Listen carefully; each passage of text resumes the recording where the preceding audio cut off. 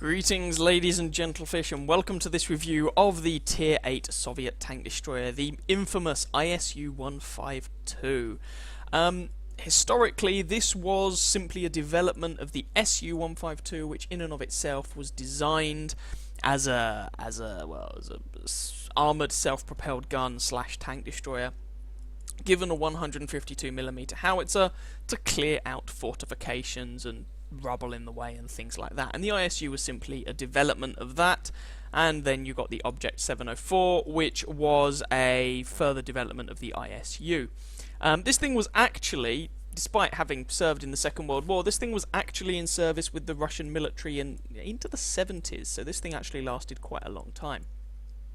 What do we get in the game, however? Well, you get 1010 hit points, which is not a huge amount. I mean, it's about on par with most of the other Tier 8 tank destroyers, but Tier 8 tank destroyers, apart from the AT-15, as a general rule, don't get much health to work with. It's, to all intents and purposes, a 50-ton tank with a 700 horsepower engine. This means that the horsepower to ton ratio of this machine is not terrible. I mean, it's not absolutely fantastic, but it's not horrendous. More of a problem is the traverse speed. The traverse speed is pretty terrible, 21 degrees a second. Now, of course, remember, that's not actually always the speed at which you will traverse, because things like engine power, ground resistance all come into it, so you will traverse slower if you're in a bog than you will if you're on a road. I mean, that's kind of common sense, but still worth noting. But the traverse speed either way is pretty terrible. This thing does not turn well. 43 km/h top speed limit is perfectly usable, and you will reach that. So in terms of mobility, this thing is far from agile, but it's mobile enough to relocate on the battlefield, which is nice. 90mm of hull armour at the front, side and rear. We'll talk more about the armour in just a moment. There are some regions of this tank that can get bounces, but generally speaking, you shouldn't be relying on your armour. If you compare this to the SU-152, it's slightly higher profile, and the angles on the armour are not quite as good. We'll talk about the gun in just a moment. 350, well, gun traverse speed is irrelevant because this is a fixed casemate tank destroyer. You've just got the gun arc at the front of the tank. The gun arc on this tank is not too bad. You'll see it, I imagine, in the gameplay a little bit later, but it's alright. It's nothing to get excited about, though. 350-meter view range is pretty terrible, but since the tank destroyers got their view range nerfed again, it's not that surprising, although the SU-101 does have 380. What about the AMX-AC has 370, so the 350 on the ISU-152 is actually quite poor. Signal range of 625 gets the job done, and that's about all you're going to say about it. So what about those guns? Well, there are an awful lot of guns to choose from, 5 in total. Where to start? Okay, so you've got this 152mm howitzer. You'll have got this gun from the SU-152 at Tier 7. It was the stock gun on that tank, and you may well choose to use it there. Again, it is the stock gun on this tank, and if you're going to grind this tank out, you're going to be using this gun at some point for reasons that I'll get onto in a moment. This gun may well have been fun on the SU-152 at Tier 7. On the ISU at Tier 8, it's looking rather long in the tooth. And if you want to do any significant damage with it, you're probably going to end up firing quite a lot of heat ammo.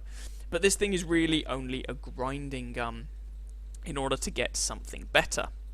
You then have a pair of 122mm guns. I'm just going to show you the top one of those two. Both of these you can have unlocked on the SU-152, and if you've got any sense, you will have done so, whether or not you actually use them on the SU, because it will make your grind on the ISU much easier. We'll talk about the grind in a bit.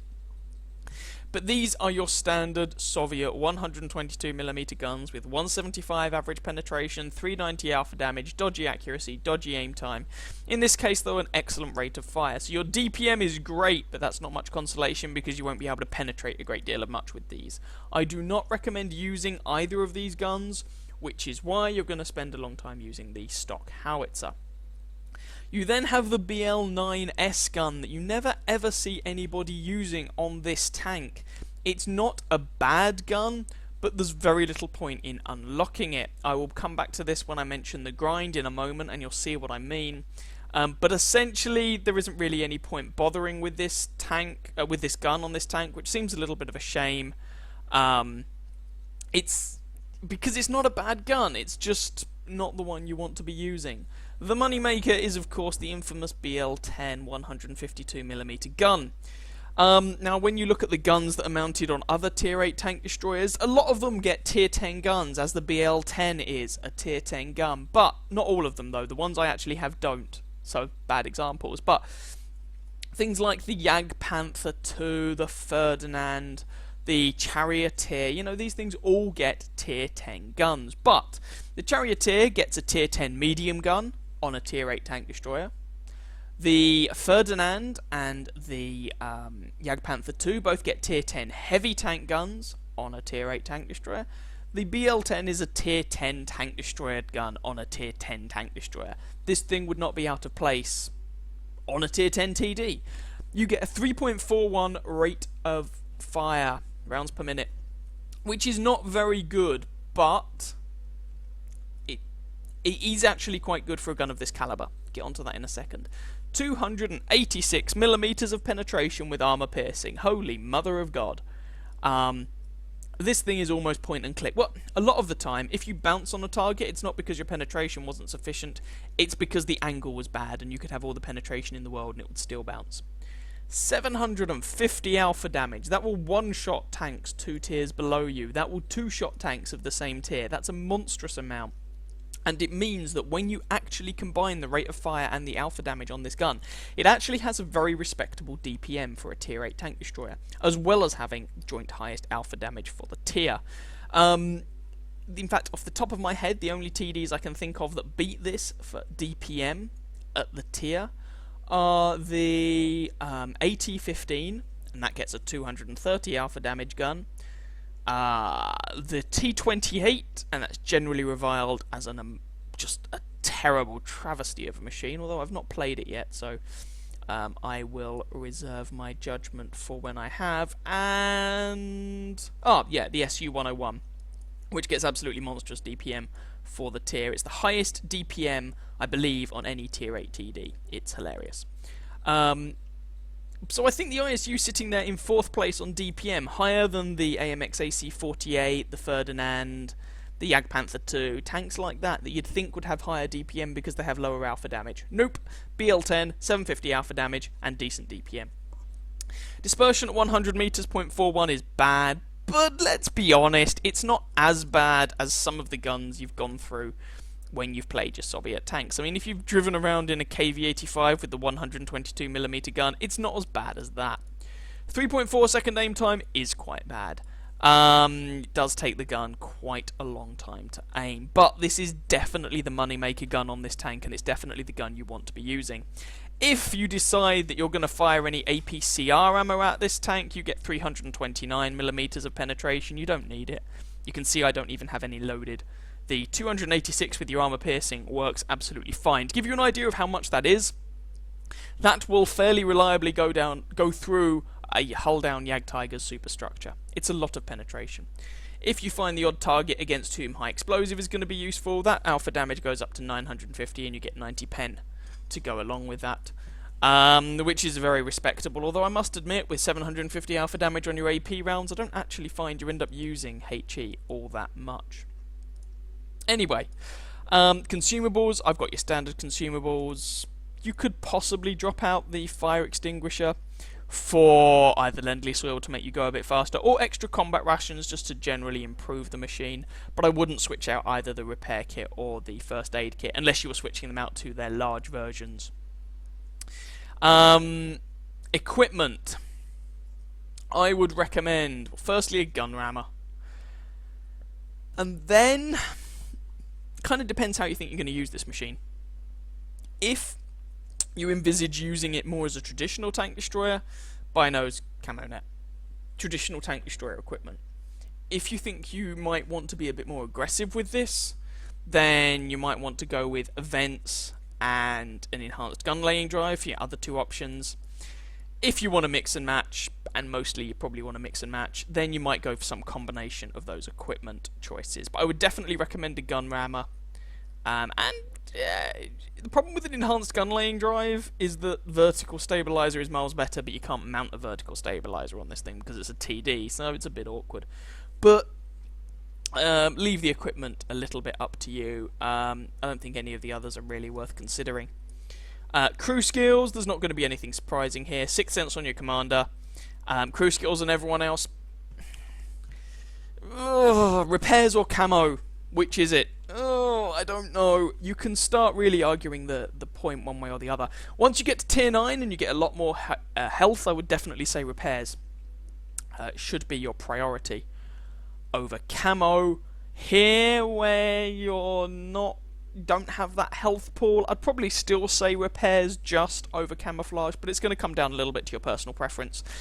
Things like clutch braking to increase the traverse speed are also not a terrible idea. And also safe storage, because ammo racks, we'll get onto the ammo racks later, but ammo racks.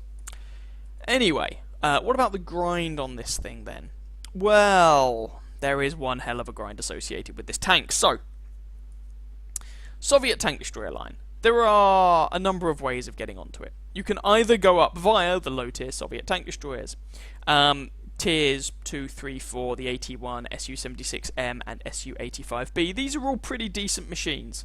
They're kind of papery, so you're not going to bounce many shots. They're your traditional campy tank destroyers, but they're all viable options.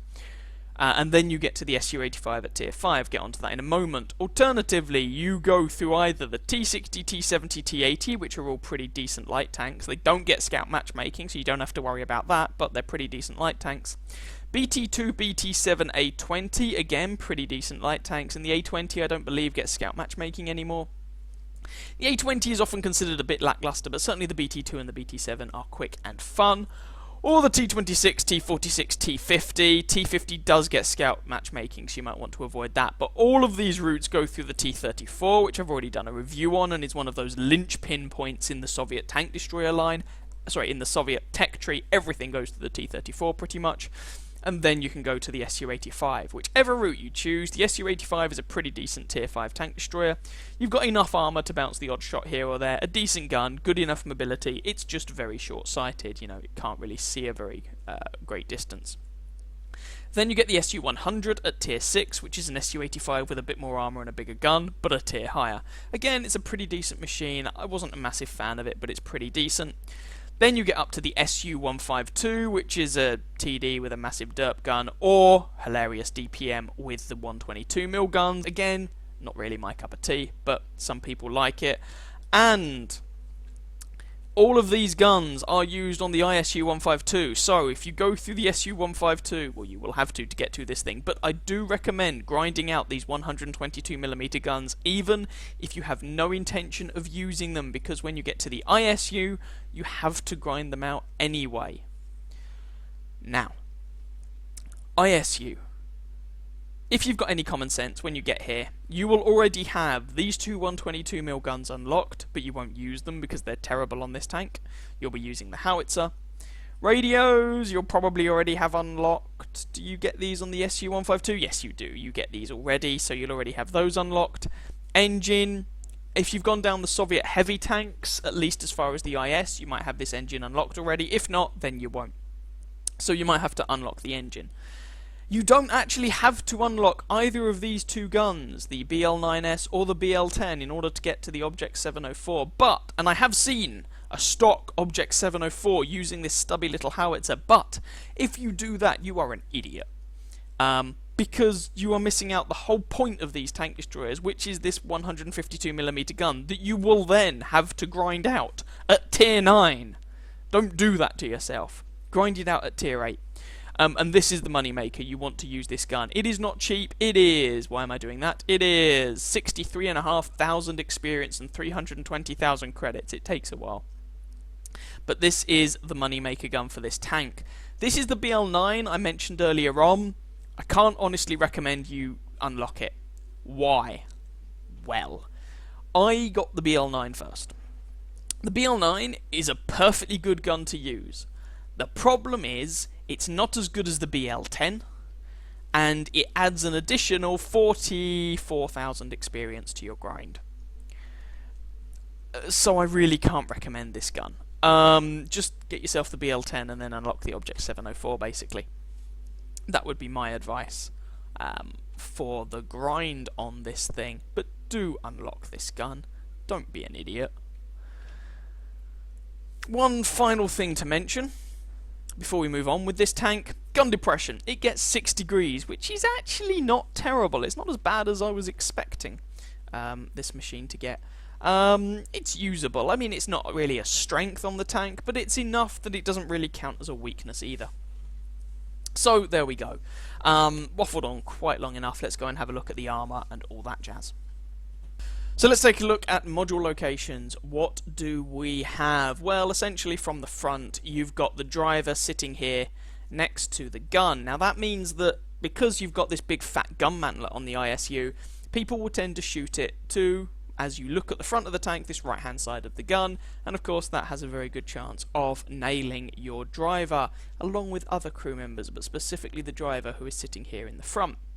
If we look at it from the side, well, you've got your commander sitting toward the front of the machine, your loader toward the rear of the fighting compartment, so not the engine section but the fighting compartment, and again the loader, unsurprisingly, is sitting next to the ammo racks, meaning that the rear of the fighting compartment, this white section here, is made of ammo racks, so do be careful about that.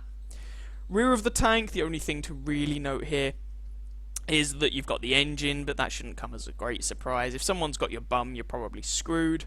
Again, you've got your radio operator and your commander. So it was the gunner on the other side of the tank, not the commander. You've got your commander here, loader, radio operator on this side. And again, rear section here is made of ammo racks.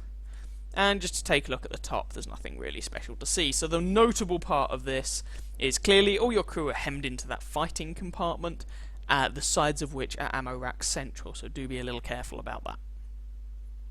So here we have the armour scheme of the tank. There isn't anything that's a massive surprise here. The rear is garbage. If someone's got your rear, you're going to feel pain. Your side armour is only 76, and nothing to really write home about. If you angle it a bit, you can, your track section here can definitely absorb some shots, but your fighting compartment's not really going to shrug much off. And from the front, well, your lower plate is 105 effective, give or take. The section here is 100 effective. I mean, this sort of L shape, backwards L shape, is where you want to be shooting to penetrate this tank from the front. Its gun mantlet is a lottery. Some sections here are 170, 167, 106, 215, 268, 220, you know. Try and avoid shooting this thing in the gun mantlet if you can, because it's a bit of a lottery. Also, this plate here, this sort of mid plate, is sloped back at a very extreme angle, so despite only being 60mm thick, this is an auto bounce zone, so don't shoot it there. Shoot it here and shoot it here. In terms of what you can do to try and minimize the amount of damage you take in the ISU, well, try and angle your tank and try and wiggle. When you angle it, try to angle it this way rather than that way. If you angle your tank that way, then you still give them this nice juicy area at the front to shoot at. If you angle it this way, then your gun mantlet covers up at least some of that big fat juicy area. And so you make yourself a slightly harder target to penetrate, but really the armour on this thing is not fantastic and not something you should be getting too excited about. Here we go with the first game, and we are here on... what is the name of this map? I can't remember. Mountain Pass, that's the one. And it's a... well, it's a tier 8 game, so we are top tier, and so you can start looking around and dribbling at all of the tier 6s that you can one-shot. Certainly the tier 6 medium tanks and tank destroyers. Well, tank destroyers are a fairly reliable one-shot, even firing armor piercing. Medium tanks, kind of 50-50 as to whether you'll one-shot them or not. And heavy tanks, generally you won't kill them in one shot, but you'll leave them definitely hurting and wishing they had tried something else in the morning. So, the thing with this map is that it's a very, very linear engagement, except that there is a region from the north spawn that you can reach, this little bit here, and if you've got any, that was, by the way, my finger twitching, occasionally happens. So yeah, if you've got some half decent scouts, you can often get some spots across that kind of caldera, And if you're in a tank destroyer, you can get some shots across to people on the other side of that caldera. However, we don't have any light tanks who are doing that. We've got an M41 Walker Bulldog who's driving across the bridge, I really don't know why, and a Chaffee who is driving ahead of this pack of tanks, again I really don't know why. They've both put themselves into linear engagements in a light tank, which to me seems like a fundamentally terrible idea, but hey, what do I know. Anyway, so as we didn't have any people who were spotting that area, I decided I wasn't going to hang around there. You know, let's try and get this 152mm gun into some action. Although there have actually been some guys spotted over there now, which is slightly unfortunate, but whatever, we're not camping. We're going to go and try and kill these guys. So, what have we got? We've got a WZ-131 to our left, ISU-152, the enemy ISU, in front of us, and there's a Black Prince and a T-25 AT just around the mountainside, or hillside, or whatever. My team is pushing on this WZ, so I'm seeing if I can put a shot in before he disappears, and there we go. High damage roll, set him on fire, but that looked very much like a premium fire extinguisher if you ask me, but a very satisfying amount of damage nonetheless. Enemy ISU-152 is looking the other way and has just fired, so he'll now be reloading for, what is it, 12 seconds or whatever, depending on your equipment setup, or 15 seconds, again, depending on equipment setup. And I take aim at a tiny sliver of his tank. Well, I say a tiny sliver. And then low roll, meaning that I don't one-shot him. But, you know, it could be worse. At least I didn't take a 152mm shell to the face for my troubles. Now, we've got a couple of medium tanks and a heavy tank now over to our left-hand side. So we do want to be a little bit careful pushing over here. I mean, we don't want to just take a shed load of damage unnecessarily. And if we look at the disposition of both teams, well, we are winning this. We're 2 tanks ahead. But, hello, I just took a BL-10 shot to the face. That was a good ambush from the enemy ISU. And that's really going to impact my performance on the rest of this game. Because, you know, clearly, you only get just over 1,000 health in this tank. And although the armor can get some bounces, often you are just trading your health away. Hello, Mr. Cromwell. Goodbye, Mr. Cromwell. Like I was saying, those tier 6 one-shots. Often you're just trading your health away to do damage unless you are camping. And so I really could have done without taking that 750 average damage to the face. I mean, I got slightly lucky in that he actually low-rolled quite badly, leaving me on almost 400 health. But even so, that is not a shot that I would have liked to have taken. Now, the scoreline is 10-2, we're winning this quite convincingly, and I want to get some more damage done, so I'm going to go forward and try to engage this Black Prince on the basis that I've got a Chaffee here and a T-43. The 3 of us should be able to nail this guy, right? Well, seems like a fairly reasonable assertion to me. Aim, he flubs his shot. 675 is a low damage roll. Now, he has 1450 health. With average damage rolls, I should be able to 2-shot this guy. However, of course, as with a number of the other shots I've taken, in fact every other shot I've taken this game, that damage roll was low, which means we don't finish him off in 2 shots, which is kind of annoying. And there's a 1-shot into me while I'm reloading, and there's the 2nd shot. He just needs 1 more shot to kill me. Now I'm trying to angle my armor as best I can and wiggle, wiggle, wiggle, wiggle, wiggle, and just as I'm bringing the gun around to shoot him, he finishes me off. So, what did this game demonstrate? I mean, it's pretty much over now. Well, firstly, 750 alpha damage is a lot. You know, as I demonstrated against that Cromwell, you can happily one-shot a lot of bottom tier tanks that you are going to encounter and put a lot of hurt into people who are not bottom tier too. The armor on the ISU is not very good. I mean, that Black Prince was penetrating me reliably. So, yeah. 3. Your teammates suck. And this T-43 is firing HE at the Dickomax and failing to penetrate. You know, if you rely on your teammates, you're just asking for trouble, which unfortunately is what I did. And 4, just because you've got 750 alpha damage doesn't mean you're going to do it every time, which can get kind of frustrating.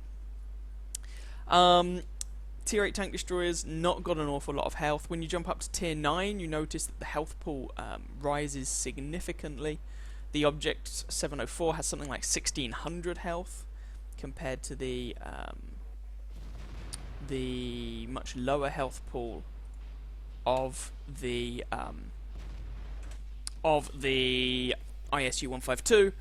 But there we go, them's the breaks. Anyway, let's go and have a quick look at the results for this game.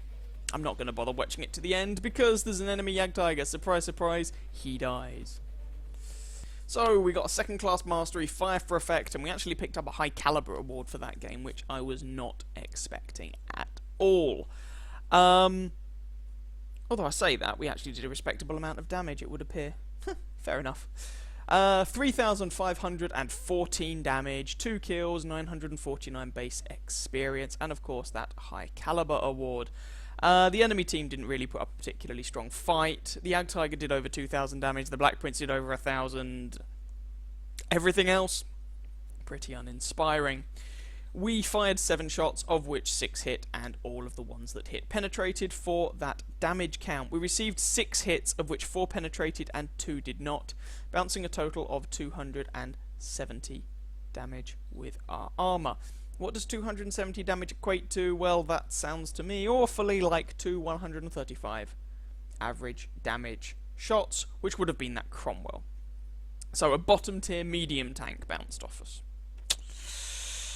No one else did. I mean, the other people who were shooting at us were Black Prince and the ISU-152. Well, it's no great surprise that the ISU didn't bounce. I was just surprised when he shot me in the first place, so well played to him. And so there you go, you can use this thing a bit as an assault gun when you're top tier, but you lose your health very quickly, and it's definitely, in my opinion, not where the ISU really feels comfortable. Anyway, let's move on to a game with slightly less favourable matchmaking now. So here we go with the second game, and as you can very clearly see, this is a tier 10 game, and it is a very tier 10 game. There are 8 tier 10s on the enemy team. And 8 on our team. We're here on Northwest? No, Tundra. And I'm in a platoon with Ghosts, who's a guy from the EU forum, and Tesha, who was a mate of Ghosts. Now you will notice that the tiers on our platoon are a bit funky. Ghosts is in a tier 7 light tank, which gets basically tier 8 tank matchmaking. I'm in a tier 8 tank destroyer, clearly, and Tesha is in his Tortoise tier 9 tank destroyer. If memory serves, Tesha was actually grinding that tank out, so he's currently using a 20-pounder on that rather than the top 120mm gun. It's just because, well, Tesha wanted to play the Tortoise, and really the ISU, I mean, it doesn't mind too much what sort of matchmaking it's in. The BL-10 is a great equaliser in that regard, but when you are bottom tier, you can't afford to be quite as gung-ho as when you're top tier.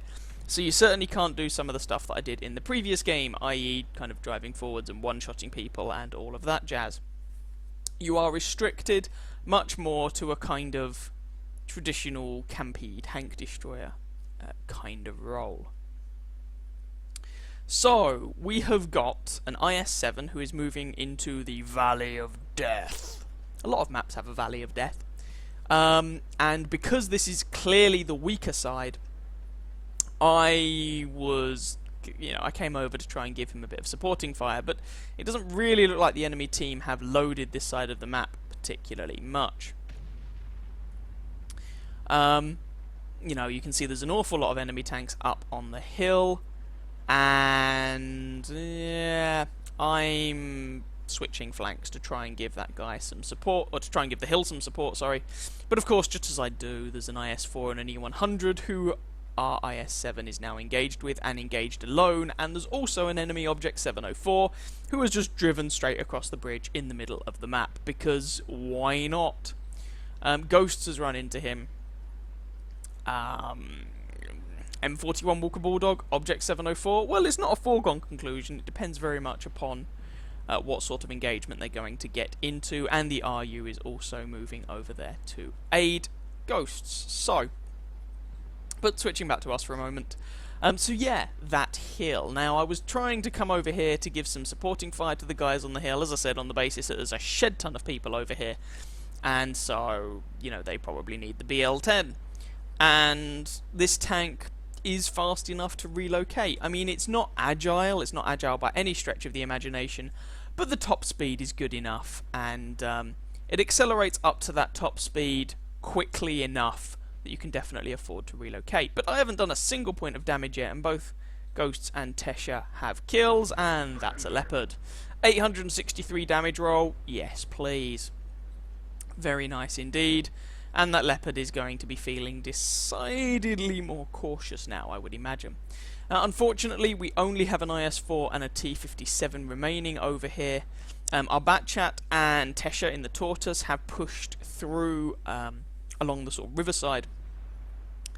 And that leaves the IS-4 and the T-57 to kind of hold this hillside. They've got me for support, but if you look at the minimap, you will notice that that lone IS-7 has kind of been overwhelmed, and now the enemy have an awful lot of tanks on the other flank of the map. Hurrah! Taking a shot at the rear of the Mouse's turret, and you can see there it was 704 damage, but the Mouse has such a lot of health that, you know, as a percentage of its hit point pool, that wasn't actually that impressive. Yeah, go figure. Anyway, nice shot there into the Mouse, who falls back. So the scoreline is 7-9. We just lost our Batchat to the enemy RU Spy Panzer. But again, Ghosts and Tesha both racking up those kills, taking out the enemy FV artillery and the Mouse respectively. So those guys have got 5 kills between them, and I haven't managed a single kill so far. I feel like I'm rather left out. The enemy, well, we're winning again by a kill, but really things are rather even, especially when you consider that all 5 tanks remaining on the enemy team are tier 10, and of the 6 tanks remaining on our team, 2 of them are tier 10, 2 of them are tier 9, and 2 of them are effectively tier 8. And we're all kind of beaten up. Well, most of us are rather beaten up. So, Tesha is... he got bat-chatted in the bum, which is unfortunate. Ghosts has also come up here. Our T-57 Heavy looks like he's going to engage some people. So myself and Ghost are going to try and help out. As it turns out, it is not necessary. And, oh crud, that's a Death Star. But the Death Star has, of course, fired. So, we have time to take off 730 of his health. And pulling back. Ghost is going for the Death Star. Ooh, IS-4's fired. If the Death Star is going to be rather incautious about this, then I should be able to nail him. As indeed I do. And pulling back here. Oh, but the IS-4 hits me in the face. Now, I must admit, off the top of my head, I don't know exactly what the IS-4's reload is, but while the IS-4 is looking at me, Ghost is able to plink away at his bottom. And then if he turns around to deal with Ghosts, I'll plant a high caliber shell into his backside. So, between us, hopefully, we should be able to work this IS-4 down, despite the fact that he's tier 10. And we are most definitely not. Now, there's an E-100 coming up behind me, which makes this situation slightly awkward, and IS-4, put that shot in. But I'm very conscious of that E-100. Looking at my health pool, I can take another shot from an IS-4 without dying if I need to, but I can't take a shot from the E-100 without dying. Ghosts is capping this game out, and suddenly we're the only 2 left. So screw this. I'm going for the IS-4. If I take his attention away from Ghosts, that's great. We win this game by cap anyway.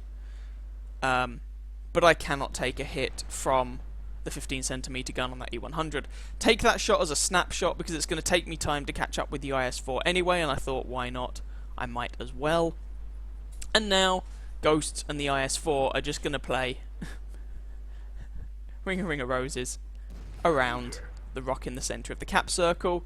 E-100 is not in time to do anything, IS-4 is not fast enough to do anything, and we end up winning that game by cap. Hurrah!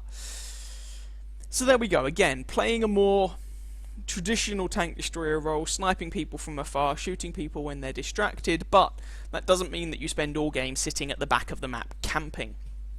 You do still want to be moving forwards and engaging where necessary, and bearing in mind what opponents you can take a hit from, what opponents you can't. If I'd stayed on top of that hill with the E-100 coming up behind me, I would have just died, and that wouldn't have done anyone any good. So we managed to pull a win out of this game, despite the fact that we were, well, a tier 8 TD and a tier 7 light. So let's go and have a look at those results. Well, that game was actually enough to complete Tank Destroyer Mission 15 for the T-28 Heavy Tank concept for me, but, crucially, not with honours, which means I had to do this mission again. First class mastery and fire for effect in this game. 4,372 damage done.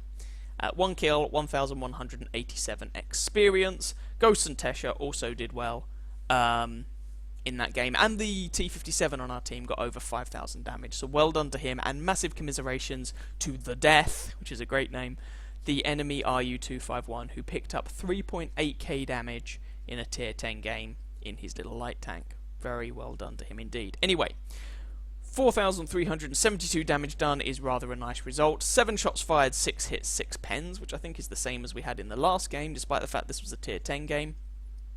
For that damage count, and only one of those shots was actually from a distance of more than 300 meters. I think it was the shot into that mouse. Most of those shots were actually at relatively close range, despite the fact that we were playing it a bit more like a traditional tank destroyer. We even made a 40,000 credit profit. Would have still been a 22,000 credit profit even with a standard account, and it was a ×3 event at the time, ×3 experience, sorry. So we picked up rather a nice amount of experience for that game. So, in that game, just got to see that the BL-10 is not a gun to be messed with. It is a very dangerous weapon indeed. Anyway, let's go and jump back into the garage to round things off. So, final opinions of this machine. For those who are not already aware, I don't like it. Why don't I like it? The game seemed to be okay, the gun hits hard, yes, that's all true, but I don't like it for a couple of reasons. Firstly, generally speaking, this is quite a passive machine in my opinion.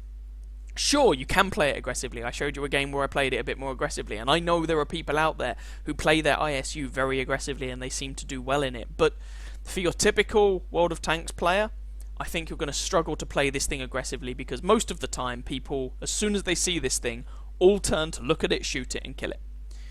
And without a turret, it's really awkward to get a shot off with this gun without taking return fire, and you don't have the armor to stop that return fire or the health to soak the shots. So it means that most of the time you end up playing this machine, or I think most people will end up playing this machine relatively passively. That's something that I find rather boring. That's a personal preference.